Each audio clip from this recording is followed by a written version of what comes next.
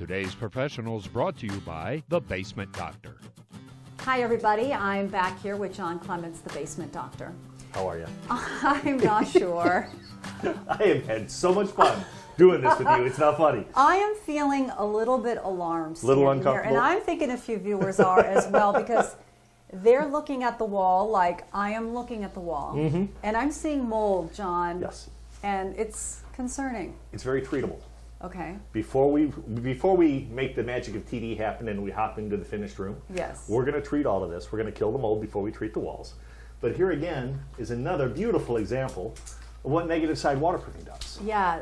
And you can see how hard it is to just flake this concrete apart. That is amazing. Yes.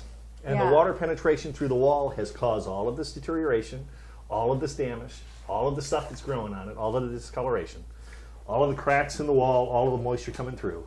And here's another beautiful part of it. There's a sewer drain right there.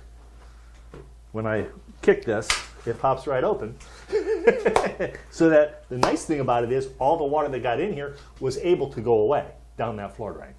But we're going to be able to address that as well and put a nice seal to it so that you're not getting the sewer vapors that are coming up, and make it healthy for the family room. The homeowners have obviously tried to address it over the years. Numerous times. And believe it or not, they clean this like probably a dozen times a year. But it just keeps coming back every time it rains.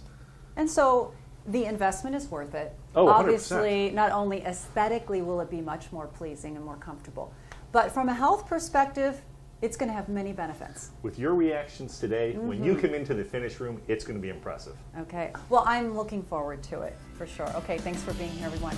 We will see you next time. Thanks, John.